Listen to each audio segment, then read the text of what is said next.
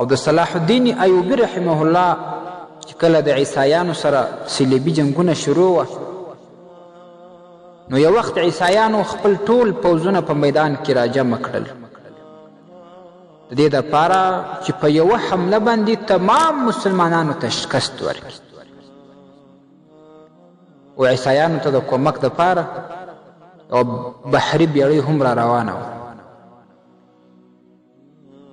صلاح الدین ایوبي رحمه الله ته چې کله خبر ورسید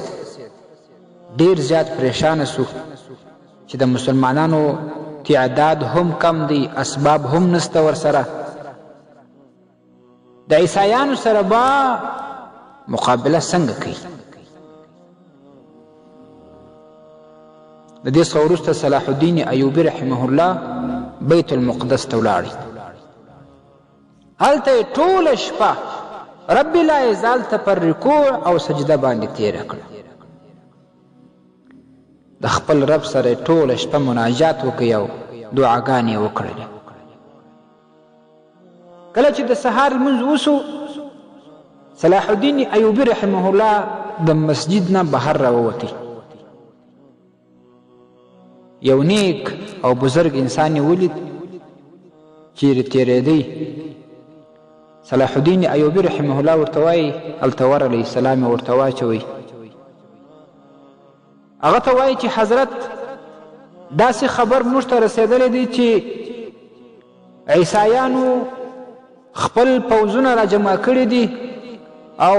بحري بیړۍ هم ورته د کومک دپاره روانه ده او مسلمانان په تعداد کې هم کمزوري دي اسباب هم نسته ورسره نو تاسې یو دعا وکړئ چې الله جل جلاله مسلمانان کامیابه کی او دوی ته فتح او نصرت ورنصیب کی هغه بزرگ هغه ولی الله چې کله د صلاح الدین ایوبي رحمه الله سترګو ته وکتل نو پوه سو چې ټوله شپه یې په دعا او ژړا او سجدو باندې تیره کړې ده نو هغه بزرگ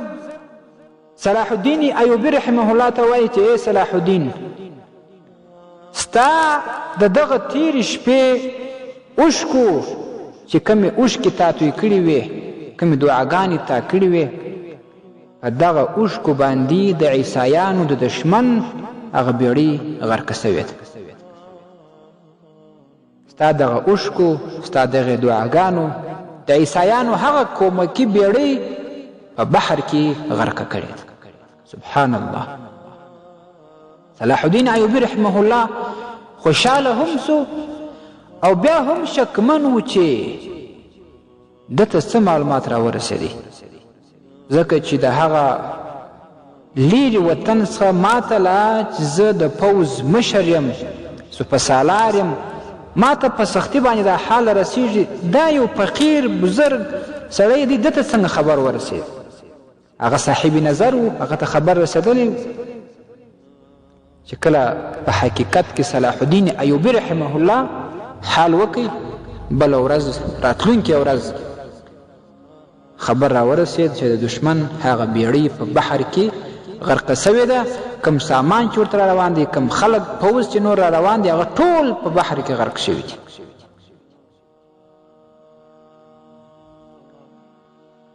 نو کله چې به د مسلمانانو او بیا د داسې مشرانو لکه صلاح الدین ایوبي لکه سلطان محمود غزنوي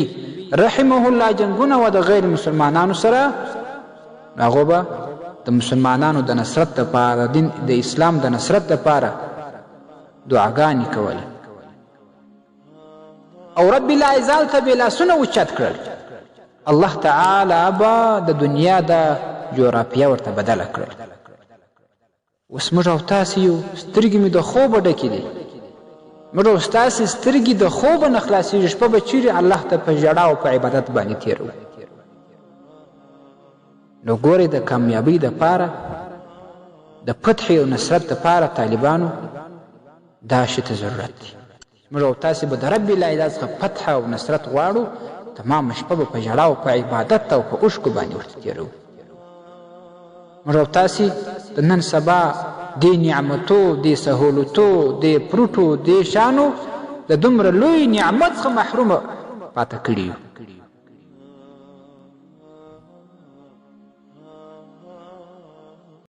ستاسې د اسلامي پوښتنو جوابونکی مفتي حکیم الله صابر الحنفي صاحب